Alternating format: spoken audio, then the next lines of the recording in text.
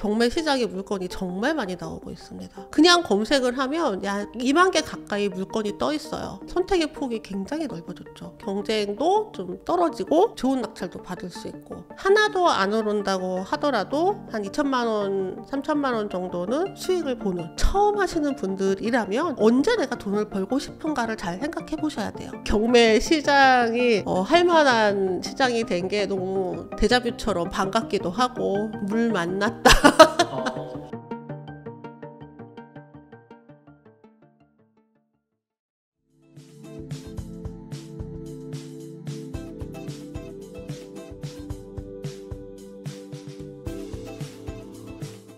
안녕하세요. 반갑습니다. 이현정입니다. 저는 2013년도에 3년 만에 21채의 집을 산 이야기책, 나는 돈이 없어도 경매를 한다라는 책을 냈고요. 지금 이제 7번째 책이자 나는 돈이 없어도 경매를 한다 10만 부 확장판으로 새로운 신간으로 찾아뵙게 됐습니다. 반갑습니다. 일단 이제 13년도에 처음 나왔을 때부터 좀 많은 이슈가 됐던 책이에요. 그래서 이렇게 경매를 쉽게 얘기해도 되냐 라는 이야기로 많은 분들이 좀 많이 읽어주셨는데, 10년이 지났잖아요. 그동안에 한 번도 뭐 매세마다 이렇게 정부 정책은 반영했지만 개정은 안 하고 왔거든요. 그래서 요번에 독자님들이 이거 한번 개정해도 되지 않냐라는 의견을 많이 주셔서 감사하게도 개정을 하면서 세부 내용들 중에 한 절반 정도는 새로 썼습니다. 네, 일부 이렇게 덜어내고 최근의 낙찰 사례, 그리고 뭐 바뀐 정부 정책, 세금 대출 이런 것들은 추가를 했어요. 그리고 원래 이제 있던 이야기들 중에서 근간이 되는 이야기들을 좀 남기고 했습니다. 그래서 지금 봐도 재밌습니다. 네, 제가 읽어도 여전히 재밌는 경매 이야기 책이에요. 일단 제가 처음 책을 썼을 때 3년차 초보였거든요. 3년 동안 좌충우돌한 이야기를 썼기 때문에 초보분들이 처음 읽기에 가장 좋은 경매책이고요. 근데 뒷부분에 좀 추가한 내용들은 약간 심화적인 내용들도 좀 담았어요. 그래서 실전하다 보면은 궁금하실 만한 내용들이 많이 있거든요. 그래서 웬만한 내용들은 다 담았습니다. 그래서 초보분들은 이제 앞에 부분이 좀 재미있으실 거고, 원래 하시던 분들은 뒤에 부분이 좀 재미있지 않을까 싶어요. 물 만났다. 이게 제가 처음 경매를 했을 때가, 제가 열심히 했을 때가 10년도, 11년도, 12년도, 13년도 요때쯤이었거든요. 그때 부동산 시장이 지금하고 굉장히 비슷했어요. 그래서 집 사면 망한다? 집은 사는 거 아니고 임대로 사는 거다? 뭐 이런 이야기들이 많이 있었던 때였는데, 그래서 경매 물건은 좀 더 많아졌고, 이제 부동산 시장이 얼어붙었으니까 거래도 멈추고 이랬던 때거든요. 근데 지금 되게 비슷하죠. 그리고 그때는 부도임대 아파트들이 막 많았는데, 지금은 전세 사기 사건으로 또 피해보는 임차인들이 많이 있고, 그것 때문에 경매 물량이 또 대량으로 쏟아지고 있어요. 그래서 모양새는 조금 다르지만 결국은 똑같은 양상들이 계속 되고 있고요. 무엇보다 이제 경제가 어려우면 돈이 이렇게 막혀있는 흐름을 경매로 뚫어줘야 되거든요. 그래서 경매 시장에 물건이 정말 많이 나오고 있습니다. 그래서 그냥 검색을 하면 약 2만 개 가까이 물건이 떠 있어요. 보통은 한 12,000개 정도가 떠 있거든요. 그리고 코로나 시기에는 한 8,000개밖에 안 됐었는데 거의 2배가 넘게 떠 있는 거죠. 그러면 그 물건들 중에서 선택을 하게 되니 선택의 폭이 굉장히 넓어졌죠. 그러면 경쟁도 좀 떨어지고 좋은 낙찰도 받을 수 있고, 그래서 얼마만인가 이 경매 시장이 이렇게 할 만한 시장이 된 게 너무 데자뷰처럼 반갑기도 하고 합니다. 물건이 점점 줄었고요. 그리고 화랑 시장 있었잖아요. 16년도 뭐 이때쯤 이후부터는 규제가 굉장히 심했고요. 규제도 심한데 낙찰받기는 어렵고, 특히 이제 코로나 상승기 때는 거의 다 낙찰가가 감정가 이상이었어요. 사면 오른다 막 이러다 보니까 뭐 사면은 오르죠. 근데 낙찰을 받기가 쉽지 않은 거죠. 물건은 줄고 참여자는 많고 낙찰받기 어렵고 이랬던 시기였는데 지금은 물건이 일단 아주 많습니다. 그래서 경제가 어려우면 이 경제가 어려운 것을 뚫어줘야 되는 그 역할이 있잖아요. 자영업자분들도 많이 힘들고요. 또 이자 부담이 굉장히 많이 되는 분들도 많아요. 그러면 물건을 매각해서 이제 이 빚을 정리하고 해야 되는데 거래가 안 되니까 경매를 통해서 이제 거래하려는 분들이 많은 거죠. 이게 강제 경매라고 하잖아요. 그래서 뭐 자의적은 아니지만 이렇게 받아야 될 돈이 제자리로 돌아가야 되는 상황들이 좀 많아졌다. 그래서 경매의 시대가 왔다라고 얘기하는 것 같습니다. 진짜 경매가 빛을 발하는 건 이런 시장, 그러니까 하락기, 보합기, 오리무중일 때 이럴 때 진짜 경매가 빛을 발하거든요. 그래서 경매라는 제도 자체가 사실 우리 입찰자를 위한 제도는 아니에요. 채권자를 위한 제도거든요. 돈 받아야 될 사람이 있는데 그분들이 돈을 못 받으니까 돈을 돌려받기 위해서 하는 거잖아요. 그만큼 돈 못 받은 사람들이 많다는 거고 경제가 어려울수록 경매 물건이 많아지는 건 당연한 거죠. 그래서 뭐 이 상황이 좋다 나쁘다 이런 걸 판단하자는 게 아니라 사실 우리 입찰자 입장에서는 이 상황의 덕을 보는 거죠. 이런 시장이 왔는데 이걸 안 할 이유가 없어요. 그래서 경매를 아직 모르시는 분들은 지금 이 절호의 찬스를 놓치지 않으셨으면 좋겠습니다. 지금 일단 경쟁률이 물건마다 많이 다르고 지역마다 많이 다르고 하지만 보통 이제 실수요자들이 원하는 대단지 아파트의 로얄층 아파트들은 여전히 그렇게 많이 싸지는 않습니다. 그게 싸다는 게 이제 사람마다 기준이 많이 틀린데 이제 처음 하시는 분들은 최저가라고 해서 이제 처음에 물건 나올 때 감정가가 있고요. 아무것도 입찰 안 하면은 이제 그만큼 최저가가 떨어지거든요. 근데 그 최저가로 다 낙찰을 받을 수 있다고 생각하시는 분들도 있으신 것 같아요. 근데 이제 사람들이 경쟁을 해서 가장 높은 사람이 경매를 낙찰받는 거라서 실수요자들이 많이 원하는 물건들은 시세에서 한 10% 정도 저렴하면 잘 받았다라고 얘기를 하는데요. 이때 이제 시세는 감정가는 아니에요. 그러니까 실제 시장에서 거래되는 가격을 말하는 거죠. 현재의 실거래 가격 정도? 네. 실거래 가격도 지금 현재 호가와 실거래 가격이 약간 차이가 있잖아요. 그래서 지금 바로 팔 수 있는 가격이 호가랑 실거래가랑 요 갭을 보면서 좀 판단을 하시는데 그 가격보다 한 10% 정도 싸게 받으면 잘 받았다라는 거고요.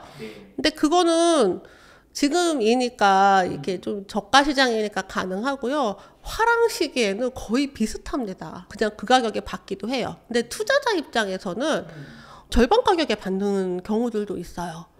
투자자들이 하는 물건들, 그러니까 서울 빌라나 지금 뭐 전세 사기 사건에서 나오는 대량으로 나오는 그런 물건들, 근데 권리상의 하자가 없는 물건들인데도 불구하고 아무 이유 없이 절반 가격에 낙찰이 되기도 합니다. 왜냐면은 이제 시장에서 지금 되게 안 좋은 물건들로 보고 있거든요. 빌라가 거래가 안 되죠. 근데 항상 이렇게 거래가 안 되진 않거든요. 근데 월세는 잘 나갑니다. 그래서 월세로 세팅하고자 하시는 분들은 굉장히 저렴하게 낙찰을 받아서 임대를 놓고 또 시장이 좋아질 때까지 이제 기다리시는 거죠. 그래서 이제 얼마나 싸게 낙찰받냐를 한 번에 답하기는 쉽지 않지만 시세보다 많이 싸게 받을 수 있다. 목적에 따라 지역에 따라 약간 편차가 있습니다. 이 경매라는 게 최고가를 쓴 사람이 낙찰자가 되는 거기 때문에 옛날에는 그런 말 했어요. 옛날 영화 중에 람보라는 영화가 있었거든요. 그래서 요새 사람들은 잘 모르겠지만 저희끼리는 그 고가 낙찰 받는 사람들은 람보 떴다라고 얘기를 했거든요. 그 람보가 그냥 무대포로 쏘잖아요. 그래서 람보가 뜨면은 뭐 어쩔 수 없는 거고 람보가 안 뜨고 제대로 된 입찰가를 써내는 사람들만 있으면 좋은 낙찰을 받을 수 있죠. 그거야 뭐 물건마다 틀리지만 지난달에도 2억짜리를 1억 천에 낙찰을 받으셨어요. 그 정도면은 굉장히 잘 받으신 거죠. 물건마다 좀 다르긴 한데 특히 지금 전세 사기 사건으로 초토화된 지역들이 있어요. 그래서 임차인들 많이 힘들고 계시지만 거기도 누군가가 낙찰을 받아서 해결을 해줘야 되거든요. 그래서 이제 가실 분들은 가실 수 있게 해드려야 되는데 그런 물건들 이제 다들 기피하는 물건이라 굉장히 저렴하게 낙찰을 받을 수 있었고요. 그리고 전세가보다 매가보다도 많이 싸고 하기 때문에 전세에 놓으니까 한 2천, 3천 정도 거슬러 받으셨던 것 같아요. 그래서 경매를 하게 되면 일반 다른 물건들을 좀 하기가 많이 싸지 않으면 좀 쉽지 않죠. 근데 지금은 금매도 굉장히 괜찮은 거 많거든요. 지금 같은 타이밍은 경매 낙찰가와 금매가를 반드시 비교해 봐야 되는 거예요.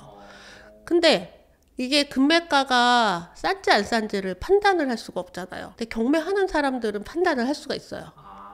여기서 저희 멤버님들도 이제 계속 한 지역을 입찰을 하는데 낙찰을 못 받는 거예요. 어떤 그 정하는 마음에 드는 저 금액으로 낙찰을 받고 싶은데 계속 낙찰을 못 받다가 거의 뭐 한 1,000만 원, 2천만 원 정도 차이가 나는 금매가 나왔어요. 그러면 그 금매를 조금 깎아서 사면 거의 경매 낙찰받는 것과 비슷한 금액으로 살 수가 있죠. 그리고 금매로 사게 되면 뭐 집도 고쳐달라고 하고 뭐 집 보고 마음에 안 드는 거 뭐 얘기하고 이렇게 할 수 있잖아요. 근데 경매는 그게 안 되거든요. 근데 그것을 일반 매매하시는 분들은 정확한 가격을 절대 알 수 없습니다. 우리는 이제 최근 낙찰 가격을 알기 때문에 이 가격이 저렴하다 아니다라는 걸 판단할 수 있거든요. 그래서 경매를 한다는 건 경매만 하는 게 아니에요. 경매를 이용해서 부동산을 하는 거고, 그래서 경매를 알면 금매도 훨씬 잘할 수 있어요.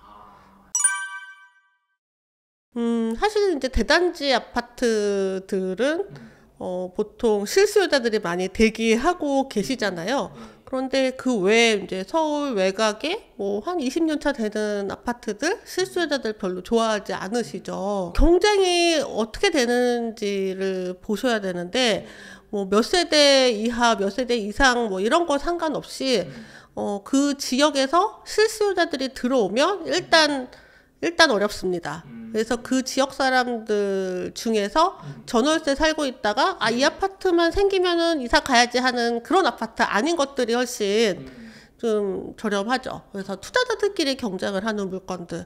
그런데 매수를 또 해야 되잖아요. 누군가 또 매수를 해줘야 우리가 팔고 나갈 수 있잖아요. 그러니까 전세 수요나 이런 임대 수요들은 꾸준히 있어서 결국 내가 팔고 나가는 한 2년 후쯤에는 전세가가 빠지지 않을 만한 곳이 좀 더 안전하겠죠. 처음 살 때부터 사실 집값이 오르는 것들은 크게 염두하지 않는 편이에요. 그러니까 지금 시점으로 저렴한 것을 기준으로 하고요. 매도도 그냥 지금 매도 가는 가격을 그냥 기준으로 하고, 만약에 이제 가격이 오른다면 플러스 알파라고 생각을 하죠. 근데 지금 같은 경우에는 전고점에서 좀 많이 빠진 곳들이 있잖아요. 그래서 플러스 알파를 좀 크게 볼 수도 있겠죠. 지금 우리가 낙찰 받는 게 현재 시세에서 20% 더 저렴한 거잖아요. 만약에 그만큼 더 빠진다면 다시 그만큼 오를 때까지 기다려야 되겠죠. 근데 지금보다 20% 빠진다면 상황이 쉽지 않을 것 같은데요. 만약에 그렇게 된다면 정부에서는 정책을 달리하지 않을 수 없을 것 같아요. 이게 수요가 아주 없는 게 아니고요. 다주택자들은 이미 준비가 되어 있습니다. 근데 여러 가지 제한이 있어서 우리가 투자를 할 때 뭐 좀 많이 불편한 것들 있잖아요. 세금이나 대출이나 이런 것들. 이런 것들을 조금 풀어줄 수밖에 없는 상황이 되지 않을까. 지금보다 20% 더 빠지면 좋겠네요. 네. 사실 상급지는 경기가 별로 상관이 없는 것 같아요. 그들만의 리그가 있죠. 뭐 90억 뭐 이런 것들은 일반인들이 쉽게 접근할 수 없는 물건이고 그분들이 뭐 재테크 때문에 그 물건을 사는 것 같지는 않습니다.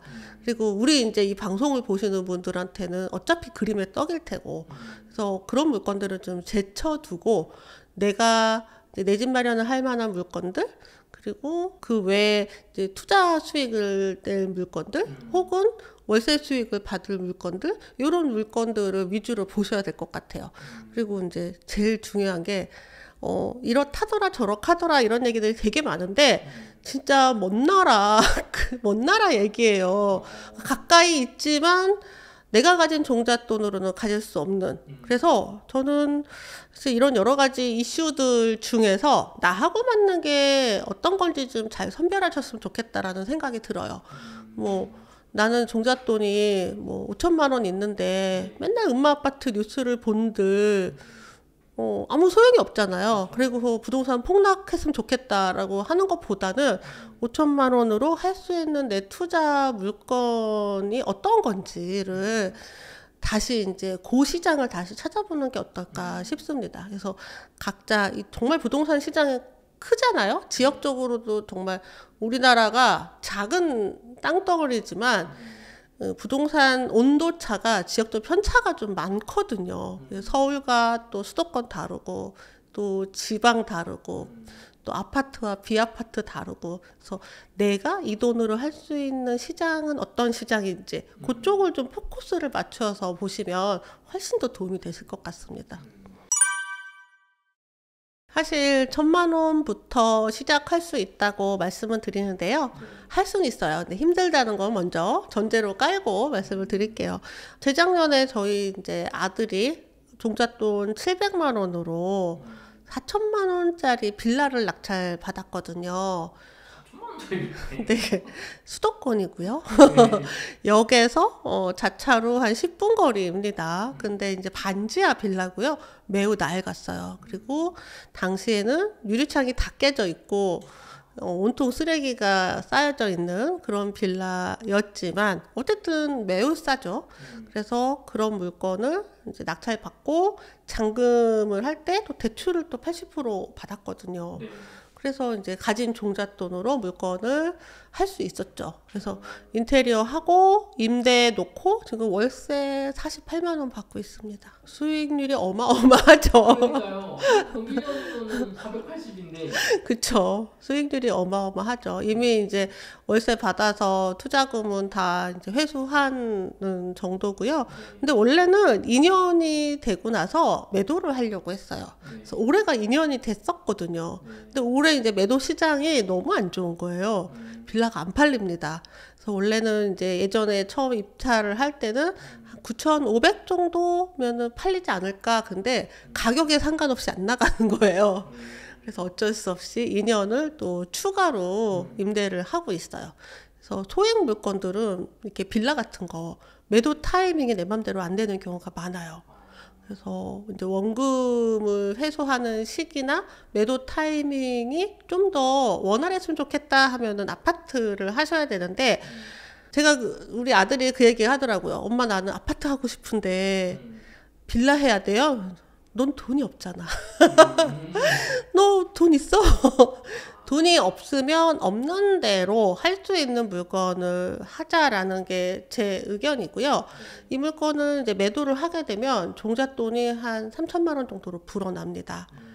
아직 못했지만 하게 되면 그러면 그거 가지고 아파트를 도전할 수 있게 될 거예요. 그래서 작은 돈을 가지신 분은 그렇잖아요. 내 첫 집인데 뭐 생애 최초 뭐 여러 가지 혜택들이 있는데 내가 이걸 날려버리면서까지 허접한 물건을 하고 싶지 않다라고 하시면 그만큼 계속 돈을 모으셔야 될 겁니다. 근데 그 올라가는 집값 물론 지금은 뭐 보합기라서 뭐 피부로 느낄 수는 없지만 물가 상승 이상으로 항상 집 가격은 오르고 있거든요. 벌어서 그만한 내가 갖고 싶은 집을 한 큐에 가지려는 건 참 어려운 일이에요. 그래서 저는 계단처럼 올라갔으면 좋겠다라고 얘기를 했어요. 한 2년 더 모아서 한 3천만 원 모아서 할까요? 그러니까 2년을 그렇게 3천만 원을 모으는 것보다는 지금 임대를 놓고 매도해서 3천만 원 되는 게 낫지 않을까? 왜냐면 그동안은 다른 일을 할 수 있으니까. 네. 예, 안 그러면은 2년 동안 3천만 원 모으기가 쉬운 일이 아니잖아요. 엄청 힘들거든요. 네. 이렇게 가진 돈이 없으신 분들은 부동산을 징검다리 삼아서 올라가시는 게 맞지 않나. 물론 이제 많이 가지신 분들 얘기는 아닙니다. 그래서 네. 소액이어도 작은 물건, 남들이 잘 안 하는 인기 없는 물건으로 하시면 되되 이게 이제 아파트처럼 반짝반짝한 물건은 아니라는 거죠. 한 3천만 원 정도 있으시면 1억 5천 정도 되는 아파트를 하실 수가 있어요. 그래서 대출이 한 80% 되잖아요. 그래서 대출 받고 내 시드머니 합쳐서 한 1억 5천에 낙찰을 받는데 얘가 이제 시세가 한 1억 8천 정도 되겠죠. 그리고 전세가가 뭐 한 1억 6천이나 뭐 이 정도 되겠죠. 그리고 2년 후에 매도할 때 하나도 안 오른다고 하더라도 한 2천만 원, 3천만 원 정도는 수익을 보는 요런 구조로 하실 수 있습니다. 근데 이제 보통 아파트들이 조금씩 오르죠. 네, 조금씩 오릅니다. 이런 시기에도 오른다. 2년 전에 사신 분들은 하락밖에 못 보셨을 거예요. 하지만 지금부터 2년이 지나도 이렇게 또 계속 하락한다? 그거는 참 계절적으로 맞지 않죠. 아마 회복이 얼마큼 빨리 되는지는 알 수 없지만 정고점까지 서서히 회복이 되는 과정일 수도 있고 이미 회복을 했을 수도 있고 할 겁니다. 다주택자들에게 세금 규제가 많죠. 근데 지금 비규제 지역에서는 다주택자라 하더라도 2년만 보유하면 일반 과세예요. 옛날에는 그게 아니었거든요. 뭐 주택 수에 따라서 막 중과세 되고 막 이랬었단 말이죠. 근데 지금은 100채를 가지면 뭐 종부세가 문제가 있겠지만 종부세 문제를 제외한다면 2년만 보유하면 다 일반 과세. 일반 과세가 그거잖아요. 6%부터 이렇게 구간별 과세거든요. 그래서 지금은 양도세에 대한 것들은 좀 많이 좋아졌습니다. 3천만 원 시세 차익 나면은 지금 15% 구간이나 아마 그럴 것 같아요. 그러면 시세 차익의 15%를 내시면 되는 거죠. 보통 이제 이렇게 2년 정도 투자하면은 많아야 34% 구간? 뭐 요 정도 되거든요. 그래서 일단 시간으로 좀 세금을 버시는 거를 추천을 드려요. 낙찰받아서 바로 팔고 싶어 하시는데 그러면 세금이 참 많거든요. 가능하면 2년만 보유했다. 매도를 하자. 그러면 이제 15% 구간, 24% 구간 뭐 요 정도면은 꽤 괜찮지 않나. 취득세, 중과세에 대해서 논의가 계속 되고 있고요. 취득세, 중과세를 완화한다. 다주택자에 대한 취득세, 중과세를 완화한다고 작년에 발표를 했었어요. 근데 아직 거기에 대한 국회 통과가 안 됐습니다. 제가 좀 여쭤보니까 이제 곧 좀 이제 이런 공약들이 나오지 않겠냐. 4월까지 전에 뭐가 좀 나오지 않겠냐라는 이야기를 좀 들었어요. 그리고 보통 이런 세금에 대한 이슈들은 2월, 3월 요때쯤 많이 통과가 된다고 하니까 다 기다리고 있습니다. 2주택까지는 취득세가 문제가 아닌데 3주택부터 취득세 중과가 되는 것 때문에 더 많이 저렴하게 낙찰을 받아야 수익이 나거든요. 그거는 여전히 아직은 해결되지 않은 상태예요. 몇 가지 규제가 있어요. 첫 번째는 대출 규제. 우리 소득에 대해서 대출 가능 금액을 정하는 걸 DTI라고 하고요. 그리고 기존 대출 합산까지 다 합쳐서 얘기하는 걸 DSR이라고 하는데 또 원래는 스트레스 DSR이라고 해서 조금 더 강화하는 게 있기로 했거든요. 게다가 전세 대출에 대해서도 이 대출 DSR을 하겠다라고 얘기를 했었죠. 근데 지금 아까 오면서 보니까 이제 그건 안 하겠다고 하네요. 어쨌든 마냥 대출을 낼 수 없게끔 그런 면에 대해서는 지금 규제가 있는 게 첫 번째 문제예요. 예전에 제가 21채까지 낙찰을 받을 수 있었던 건 그게 없었거든요. 근데 그때도 문제가 됐던 거 하나는 있었어요. MCI라고 있습니다. MCI는 소액 임차인을 위한 최우선 변제금만큼 은행에서 보증보험을 드는 거예요. 이게 무슨 말이냐면, 그러니까 이 집에 은행에 80% 대출을 다 해줬는데 소액 임차인이 들어와서, 소액 임차인은 소액이지만 그 보증금을 가장 먼저 경매에서 배당을 받거든요. 그러면 은행 입장에서는 내가 대출을 다 해줬는데 소액 임차인을 먼저 배당을 받아가 버리면 자기는 그만큼 손해를 볼 수밖에 없잖아요. 그래서 은행이 이런 경우를 대비해서 MCI라고 모기지 보증보험을 들어요. 근데 이 모기지 보증보험을 들 수 있는 한도가 이제 차주, 돈 빌리는 사람이 차주거든요. 차주당 2개씩이에요. 그리고 차주당 2개니까 부부가, 제가 낙찰을 받았다 하더라도 남편 명의의 MCI를 쓸 수가 있거든요. 그럼 부부가 4개잖아요. 요거랑 비슷하게 또 MCG라는 것도 있어요. 그러면은 이제 저희가 대출을 5건까지 낼 수 있는 거죠. 근데 어떻게 21채를 받았냐? 근데 이걸 공동담보라고 해서 얘를 또 한꺼번에 이렇게 묶으면서 대출을 또 받기도 하고 뭐 그런 게 있었어요. 근데 이것은 여전히 살아있고요. 그래서 MCI 때문에 개인당 이렇게 월세 세팅하는 게 2채까지는 아무 문제가 없는데 그 이상으로 가게 되면 여러 가지가 문제가 생깁니다. 은행에서 대출 한도를 더 낮게 주는 거죠. 그 보증보험 금액만큼을 빼고 대출을 해주는 거죠. 그래서 그걸 피하기 위해서 또 신탁대출을 하기도 하는데 그러면 또 임차인이 싫어하죠. 그래서 10채, 20채 늘리는 게 여러 가지 제약이 있어요. 이론적인 얘기다. 예전에는 가능했지만 그래서 지금은 월세를 한 2채 하고 전세를 한 3채 하고 이렇게 돌아가면서 이렇게 하거나 아니면은 임대주택으로 등록을 하면서 또 뭐 사업자 대출을 받거나 이렇게 약간 우회적인 방법을 하고 있는데 뭐 완전히 마음에 든다, 퍼펙트하다 그러지는 않은 상태죠. 사실 가장 이상적인 거는 저는 전업으로 경매를 꼭 할 필요는 없다고 생각을 해요. 특히 젊은 분들, 저희 아들 같은 경우요. 엄마 이거 되게 돈 되는데 내가 힘들게 그렇게 내가 50만 원 벌려면 얼마나 힘든데 월세가 50만 원이 이렇게 들어오다니 그냥 이걸 계속 하면 안 돼요? 그래서 제가 안 된다 그랬어요. 왜냐하면 이것은 그냥 투자 수익이잖아요. 근데 그걸 하기에는 너무 이 젊음이 아까운 거예요. 할 수 있는 게 아직은 어마어마하게 많은 나이거든요. 그래서 본업을 찾는데 더 힘과 시간을 써야지 여기에 시간을 많이 써서는 안 된다. 1년에 1개 정도만 받아도 충분하다. 라고 말씀을 드렸어요. 그래서 젊은 분들한테는 항상 제가 그 얘기를 해드립니다. 근데 이제 제2의 잡이거나 아니면은 뭐 은퇴 이후의 삶이거나 그런 건 또 얘기가 다르죠.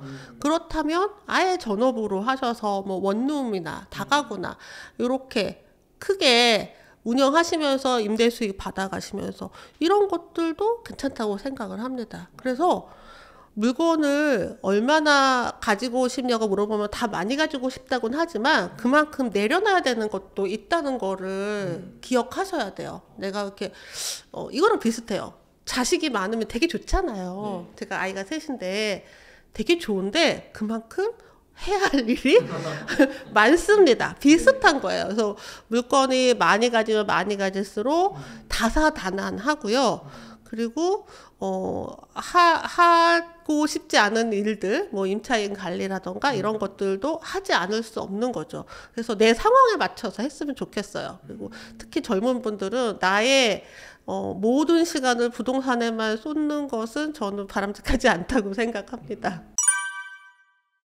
묻지 마. 남 따라하는 거. 그거는 저는 진짜 아니라고 봐요.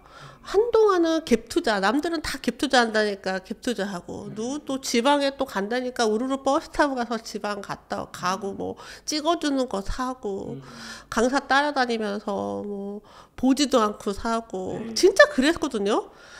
그리고 또 영끌, 옆집에 산다니까, 우리 뭐, 회사에 누가 산다니까 나도 안 세면 안 될 것 같고, 옆에 사람을 따라할 필요가 없습니다. 내가 왜 하는지를 잊지 않았으면 좋겠어요. 그래서 부동산 투자를 하고 경매를 하지만 이것으로서 이루고 싶은 것들이 무엇인지, 내가 이제 파이프라인을 만들고 월급 대신에 꼬박꼬박 들어오는 수익 구조를 만들고 싶다면 월세 세팅을 잘 하시면 되고요. 제대로 된 투자 수익을 내고 싶다면 시세 차익 나는 물건들을 골라 하시면 되고요. 그런데 옆에 사람 따라 하다가 보니까 내가 하지 말아야 될 길을 가고 있는 데를 가시는 분들이 계시죠. 그래서 초보자분들이라면 뭐 이런 방법론보다는 내가 가진 자산, 그리고 내가 할 수 있는 내가 갈 수 있는 거리, 내가 쓸 수 있는 시간, 이런 것들을 먼저 고려하셨으면 좋겠어요. 그래서 최근에 지금 매매사업자 단타가 굉장히 이슈인데, 그것을 하기에 괜찮다라고 할 만한 사람들은 은퇴 이후에 제2의 직장을 찾는 분들, 저는 그렇게 생각을 합니다. 그래서 너무 묻지 마. 그러니까 트렌디한 투자 방법은 좀 조심하셨으면 좋겠습니다. 네, 요새 이제 작년부터 많이 하고 있는데요. 경매 물건은 많아져서 저렴하게 낙찰받을 수 있고, 그리고 또 거래가 되는 지역들은 낙찰받아서 바로 파는 거죠. 근데 낙찰받아서 바로 팔면 세금이 70%, 지방세까지 77%를 내야 되잖아요. 그럼 남는 거 없는 거 아니에요? 그러니까 이제 사업자로 내서 하는 거죠. 그래서 매매 사업자는 이 단기에 매도하더라도 중과세가 아니라 사업소득으로 봐서 일반과세를 합니다. 그래서 매매 사업자를 내고 일반과세 혜택을 받으시는 분들이 있어요. 근데 이렇게 하려면 1년에 이제 여러 건을 팔고 사고 하면서 이걸 사업한다는 것을 이제 당국에 신고를 해야 돼요. 기장도 하고 뭐 이렇게 해야 되는 거죠. 근데 다만 다른 소득이 있으면, 근로소득이나 기타 소득이 있으면 다 합산하잖아요. 그러니까 이제 잘 생각해 보셔야 되죠. 기본은 연봉이 있는데 이 사업소득까지 합산해서 과세 구간이 높아지면 세금이 또 많이 나갈 수도 있는 거죠. 1년에 두 채, 세 채 이렇게 팔고 사고 한다는 게 꽤 많은 에너지를 쓰는 일이거든요. 그래서 본업이 있으면서 하는 거는 쉽지 않으실 거예요. 사는 것도, 낙찰 받는 것도 쉽지 않은데 파는 것도 꽤 많이 쉽지 않은 일이거든요. 그래서 사업을 한다라는 생각으로 하셨으면 좋겠어요. 저는 이제 이미 법인 사업을 하고 있어서 사업한다는 게 어떤 건지 알지만, 그냥 직장인이셨거나 또 그냥 일반 주부셨는데 단기 매도하는데 세금을 안 내? 그냥 그 이유만으로 법인 사업, 그 이유만으로 매매 사업자를 시작하시면 의외로 굉장히 어려운 일들을 많이 겪으실 수 있습니다. 어려운 경매라는 게 권리 분석이 좀 모호한 경매거나 아니면 낙찰 받고 나서 해야 할 일들이 있는 그런 경매예요. 그러니까 예를 들면 뭐 임차인이, 선순위 임차인이 있는데 이게 이 사람이 진짜 임차인인지 아닌지 잘 모르는, 서류상으로 약간 모호한 그런 물건들은 판단이 안 되면 입찰하시면 안 됩니다. 왜냐면은 그 사람이 진짜 임차인이 아닐 경우도 있거든요. 하지만 진짜 임차인일 수도 있어요. 예를 들어서 선순위 임차인인데 신고를 안 했어요. 근데 임차인이 왜 신고를 안 했냐면 아무도 이 집을 낙찰받길 바라지 않아서 안 한 거예요. 본인이 직접 입찰을 하려고 안 했을 수도 있어요. 근데 그거를 그냥 이 사람은 가족일 거야, 그냥 유추를 해서 입찰을 해버리면 낭패를 볼 수 있습니다. 진짜 임차인이 있을 수도 있는 거거든요. 실제로 잘못 낙찰받으시는 분들이 왕왕 있어요. 그러면 그 사람의 보증금을 인수해야 되는 거거든요. 근데 그 사람의 보증금이 얼마인지도 몰라. 안 써 있으니까. 그러니까 또 물어봐야 되는데 임차인이 안 가르쳐 줄 수도 있거든요. 이런 류의 물건들은 정말 모르겠으면 임차인한테 입찰 전에 물어보셔야 됩니다. 임차인이 뭐 어떤 이유로 배당 요구를 하지 않았을지언정 뭐 어떤 낙찰자한테 인생 망해봐라라고 하는 건 아니거든요. 그러니까 미리 물어보면 얘기를 해주거든요. 입찰하지 마세요 라던가 뭐 그 사람의 태도나 이런 걸 보면 사실 여부를 알 수가 있죠. 그래서 요런 모호한 물건, 권리상 모호한 물건들은 하시면 안 되고요. 또 하나는 낙찰이 되고 나서 해야 할 일들이 있는 게 있어요. 네. 그러니까 유치권이 있거나 아니면 지분권이거나 뭐 이런 류의 물건들은 유치권자를 잘 내보내야겠죠. 유치권이 사실인지 아닌지 먼저 판단을 해야 되고, 그리고 만약에 그 유치권이 정말 성립이 된다면 뭐 소송을 할 수도 있고요. 지분권 같은 경우에는 물건 전체가 아니라 일부를 낙찰받는 거예요. 예를 들어서 이제 부부가 공동으로 소유를 하고 있었다면 남편 것만 나오는 거 2분의 1만 낙찰을 받게 되면 나머지 2분의 1을 가지고 있는 소유권자인 아내와 협상을 하는 거죠. 내 거 살래? 아니면 네 거 팔래? 뭐 이렇게 협상을 하는데, 이게 협상이 안 되면 이거 협상이 안 되는 그 자체를 이유로 경매의 통째로 넣을 수가 있어요.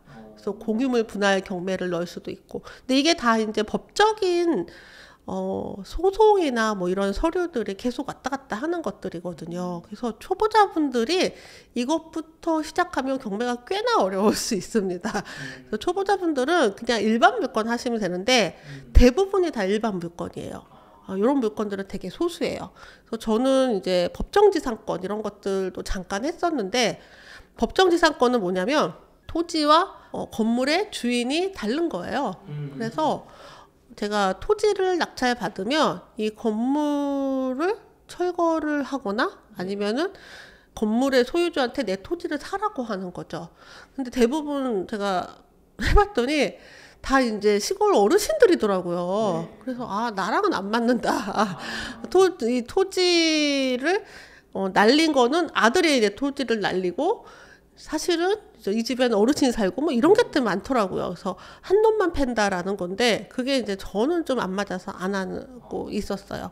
근데 이제 오래 하니까 일반 물건들은 좀 똑같죠? 다 똑같아요. 그래서 이제는 유치권 물건에 좀 관심이 많이 생겼어요. 유치권이나 또 집담한 건물 이런 것들이 많이 있거든요. 건물 뭐 전원주택 같은 거 뼈대만 있거나 이렇게 집담한 건물 많이 나오잖아요. 그러면 아주 헐값에 살 수 있단 말이에요. 그러면 거기에 이제 공사하던 사람들 유치권이 있는 경우도 있고, 엉뚱한 사람이 유치권을 또 하는 경우도 있고 막 하거든요. 그런 거가 이제 저는 좀 이제 관심이 생겼습니다. 근데 처음부터 하실 필요는 없다.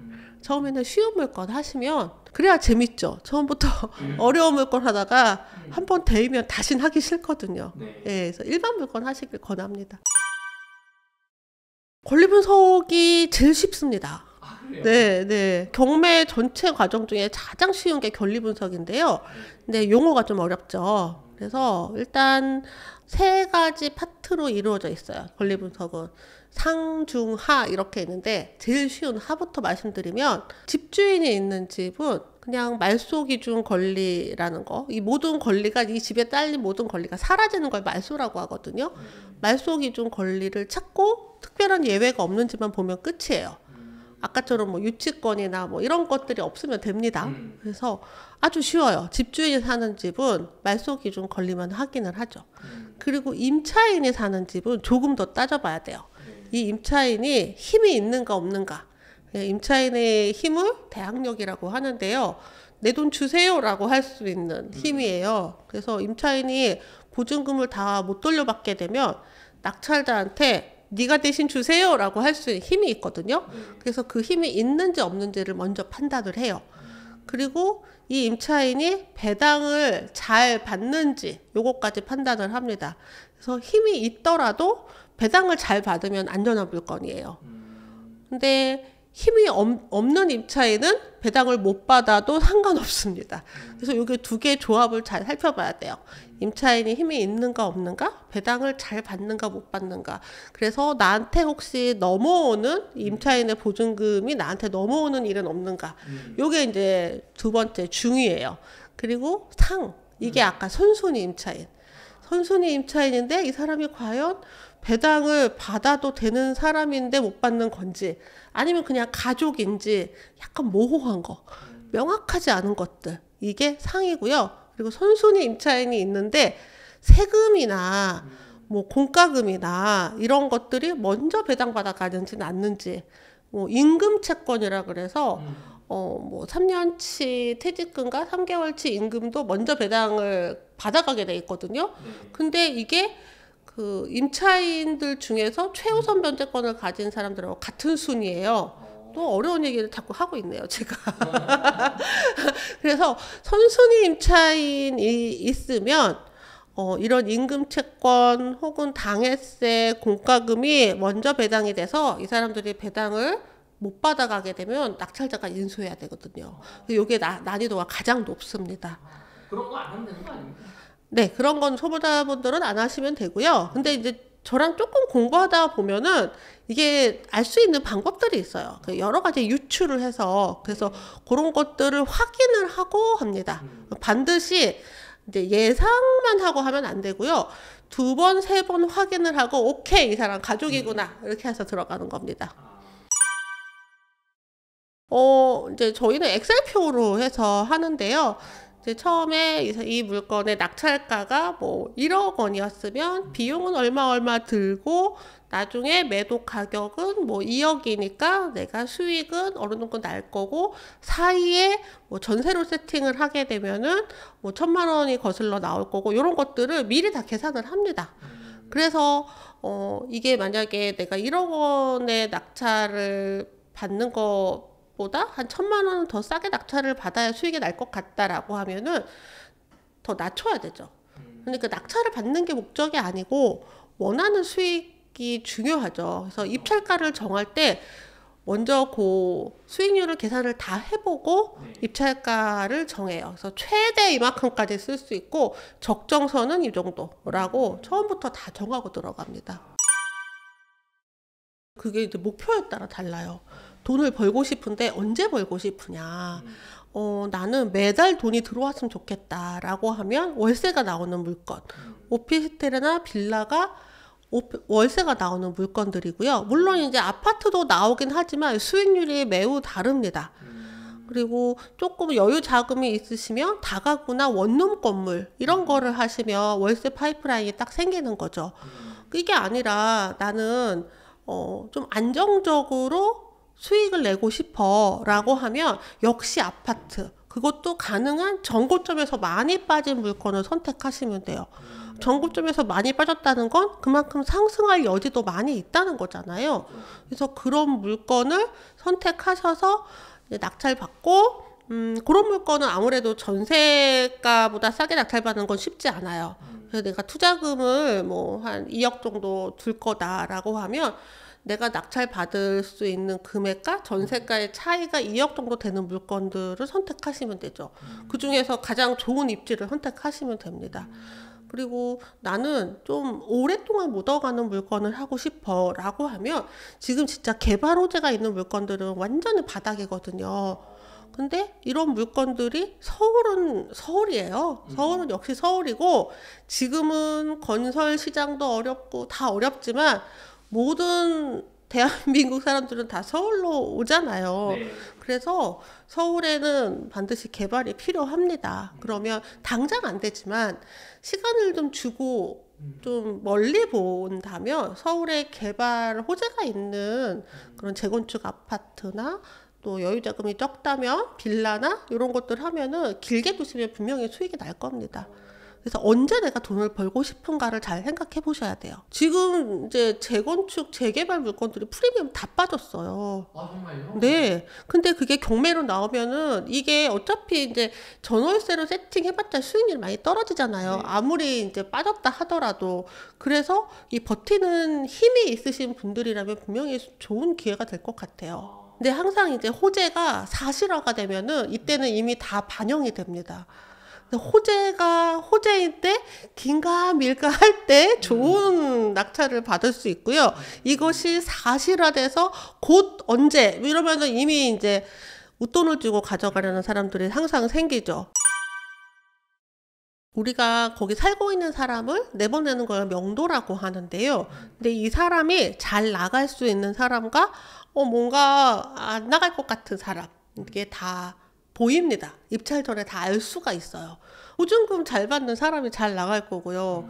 특히 최근에는 이런 물건들이 많이 있는데 이제 임차인이 있는데 이미 나간 것들도 있어요. 보증보험에서 이제 전세 보증금을 받아서 이미 이사를 나갔고 낙찰만 받고 잔금 납부하면 보증보험에서 키 번호 알려주고 뭐 이런 것들은 명도가 거의 없다라고 보는 거죠. 근데 그렇지 않다 하더라도 임차인이 스스로 경매를 놓고 이사를 나가겠다고 하거나 근데 보증금 다 받아. 그러면 버팅길 이유가 없잖아요. 그런 물건은 명도가 월등히 쉽고요. 또 어떤 경우에는 임차인의 보증금이 소액이에요. 그리고 여기서 직장을 가까이 다니고 있어요. 그러면 이 임차인은 재계약을 원한단 말이에요. 그 명도도 없고 중개수수료도 없고 수리할 필요도 없고 그런 물건들이 처음부터 다 보입니다. 그런 물건들은 엄청 쉬운 물건들이죠. 근데 임차인이 보증금을 다 받지 못해요. 혹은 전혀 받지 못해요.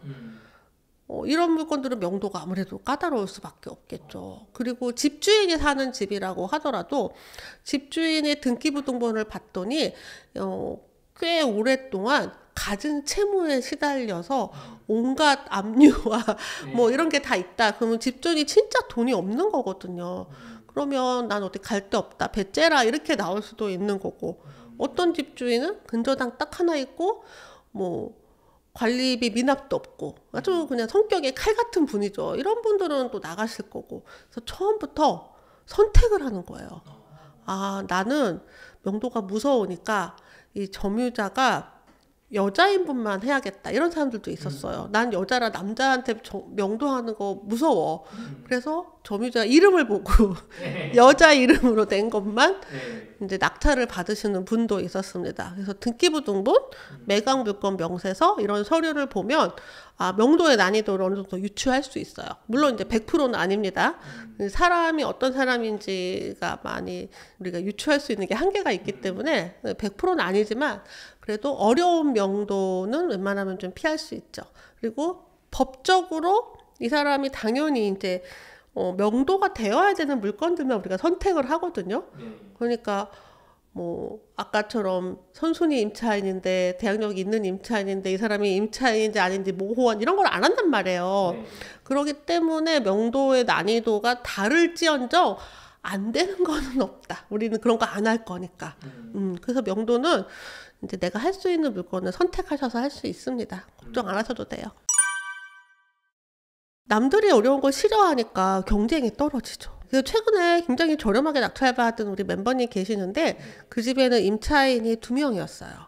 그거는 무슨 뜻이냐면 한 명은 진짜인데 한 명은 가짜란 뜻이죠. 근데 실제로 살고 있는 사람은 이 두 번째 사람이에요.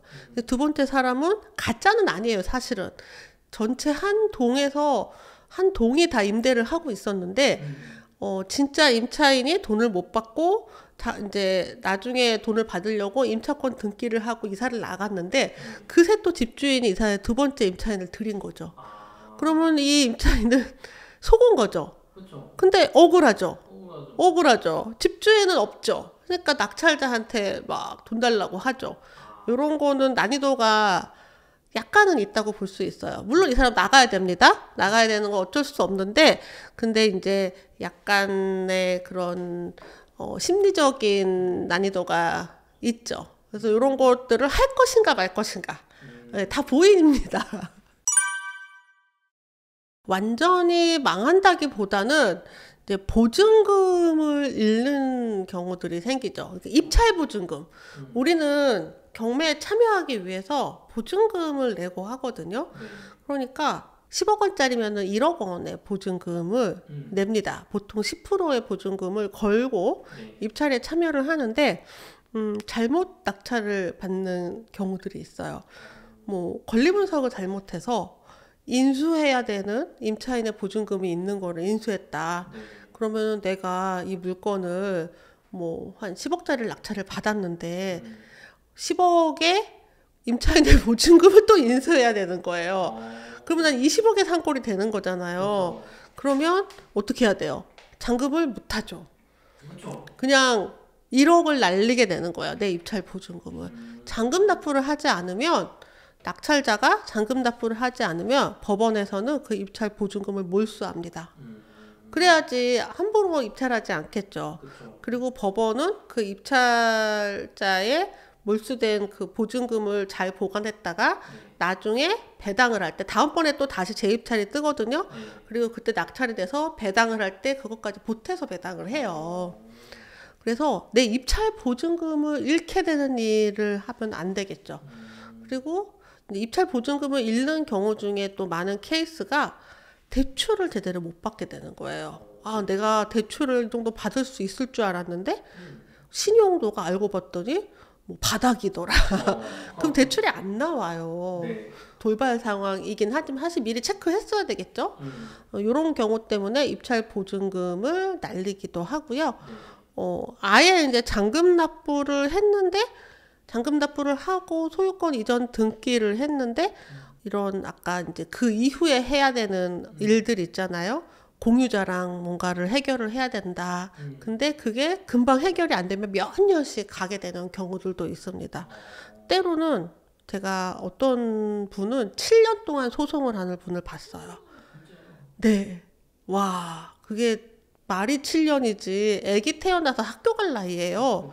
그래서 어떻게 7년 동안 소송을 하셨어요? 그랬더니 죽기 살기로 했죠. 그러니까 이미 잔금 납부를 했잖아요. 소유권 이전이 됐는데 이제 계속 점유자랑 소송 중인 거예요. 그러면 소유권 행사를 못하고 내 물건에 소유권 행사를 못하고 사는 거죠. 그러니까 이겨도 이긴 게 아닌 꼴이 될 거예요.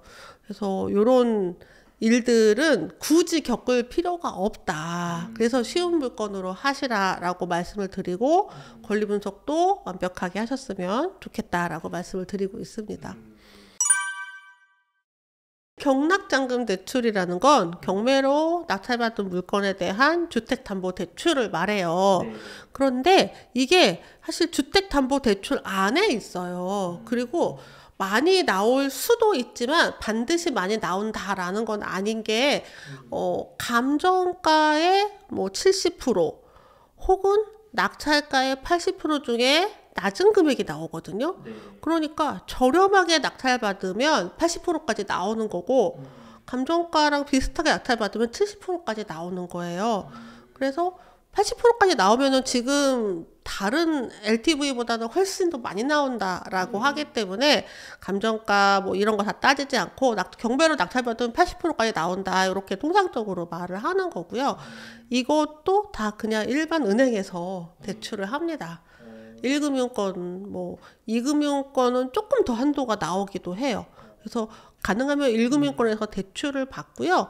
조금 더 한도가 많이 필요하다 그러면 2금융권에서 대출을 받아요. 그래서 뭐 금리도 그렇게 차이가 많지 않아요. 그리고 가능하다면 뭐 최근에 나온 신생아 대출 이런 거 있잖아요. 네. 그게 대환이 되거든요. 사실 지금은 신생아 대출이 새로 나왔기 때문에 낙찰받아서 신생아 대출로 대출을 일으키신 사례를 제가 본 적은 없어요. 네. 근데 안 된다는 조항도 없거든요. 근데 다만 이제 신생아 대출도 새로 나왔고 경매 관련된 대출을 일으키는 은행들도 한정이 돼 있어요. 담당자가 권리 분석을 해야 될 줄 알아야 되니까. 그러니 이 두 가지가 결합이 돼서 경매로 신생아 대출을 하는 담당자가 있을까? 그 잘 모르겠단 말이죠. 네. 그래서 이게 현실적인 문제죠. 그래서 뭐 일반 경락잔금 대출을 받았다가 신생아 대출로 대환하셔도 될 것 같아요. 요건 현실적이에요. 네. 대환은 많이 하시더라고요. 그래서 뭐든지 상관없습니다. 그리고 가능하면 이런 정책적으로 나오는 대출을 이용하시는 게 제일 좋죠. 그 다음에 1금융권, 그 다음에 2금융권. 근데 여기 한 가지가 단기 매도를 하거나 전세로 세팅하시려는 분들은 금리가 중요한 게 아니라 중도상환 수수료가 적은 게 좋아요. 전세 입자를 드리는데 우리가 낙찰받고 잔금 납부하고 3개월 내에 전세 입자를 드리잖아요. 그렇죠. 그러면은 대출 받은 것을 3개월 내에 갚게 되잖아요. 그렇죠. 그러면 중도상환 수수료가 1.5%막 이렇게 나가는데 어떤 데는 0.5%야. 그러면은 이게 훨씬 낫죠. 3개월 동안 금리 그거 해봤자 금액은 얼마 차이 안 나거든요. 네. 근데 중도상환 수수료가 짧으면 짧을수록 빨리 대출을 상환하는 사람들한테는 유리하죠. 저는 현장 답사를 꼭 가는 편이에요.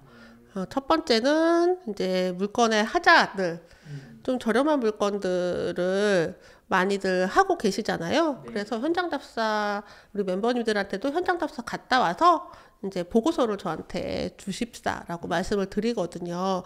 그래서 외관이나 이런 것들 꼭 확인하시고, 또 하나는 점유자의 상태. 점유자가 정상적이지 않은 분들이 많이 계세요. 정신이 온전치 않다거나 네. 아니면은 술을 너무 많이 드신다거나, 제가 실제로 그분들 많이 만났습니다. 아니면은 너무 편찮으시다거나 너무 나이가 많다거나, 그 명도가 진짜 어렵습니다. 저는 명도가 어려우면은 경매가 재미없거든요. 그래서 명도를 대화가 통하는 사람을 하시라고 말씀을 드려요. 대화가 통하지 않는 사람들, 방금 제가 말씀드린 사람들이죠. 이분들을 명도하려면 정말 힘듭니다. 스트레스 받고. 그래서 아예 그냥 그분들이 안 계신 곳으로 하셔라. 그래서 현장을 가능한 꼭 보는 편이에요. 그리고 처음 하시는 분들이라면 적어도 한 10개 정도까지는 반드시 꼭 현장을 꼭 확인해 보시고요. 그 이상 되면은 이제 각자의 역량에 맡기겠습니다. 이제 법적인 조치가 있어요. 그래서 보통은 대화할 때 저희가 강제 집행을 할 수도 있습니다라는 것을 계속 알려드리죠. 그리고 만약에 정말 이제 정해진 시간 안에 이사를 나가지 않으면 법원에 서류를 제출을 해요. 그래서 인도명령이라는 거, 이분을 내보내주세요. 인도명령 신청서를 제출을 하고 이제 결정이 되면은 그때 강제 집행을 할 수가 있어요. 근데 강제 집행도 단번에 하는 게 아니라 예고를 또 해요. 그래서 집행관하고 같이 집 앞에서 만나서 이제 벨을 누르고, 그 집에 사람이 있으면 이제 금방 강제 집행 될 테니까 빨리 협상하고 이사하세요라고 집행관이 얘기해 줍니다. 만약에 아무도 없으면 문을 따고 들어가서 집 안에다가 예고장을 붙이고 옵니다.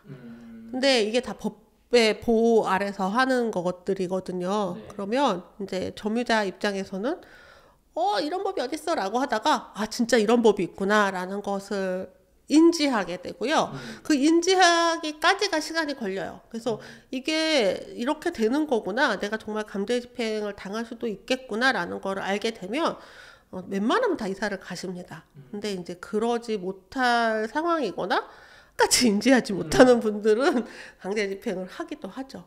그러면은 정말 많은 분들이 오셔서 20평 정도, 20평도 아니 한 15평 정도 되는 데서 이제 일하시는 분들이 7-7명이 오셔서 짐을 한 2시간 안에 싹 다 가져가십니다. 그러면 얘를 이제 물류센터에 보관을 하게 되고요. 물론 그 비용은 다 낙찰자가 미리 선수금으로 낸 거예요. 그러면은 이제 점유자가 그것을 찾아갈 수 있게끔 하는 거죠. 내가 원해서 빨리빨리 하려면 빨리빨리도 되는데 사실 그 대중이 없어요. 어떨 때는 굉장히 오래 걸린 적도 있고요. 어떨 때는 굉장히 빨리 해준 적도 있었어요. 근데 최근에는 이제 전자소송이 다 되잖아요. 그래서 이제 송달이라 그래서 우편물이 오고 가고 막 이런 게 오래 걸렸거든요. 근데 예전보다 훨씬 빨라졌습니다. 그래서 이렇게 입력을 하면은 바로 이제 법원에 들어가게 되고, 법원에서 클릭을 하면은 우리가 바로 또 송달을 받을 수 있게 되고 하니까 예전보다는 속도가 훨씬 빨라졌죠. 지금 2024년이 되면서 부동산 시장이나 경제 상황이나 되게 모호한 이런 상황인데요. 오히려 지금 이런 타이밍이 경매에서는 큰 호재로 각광받고 있습니다.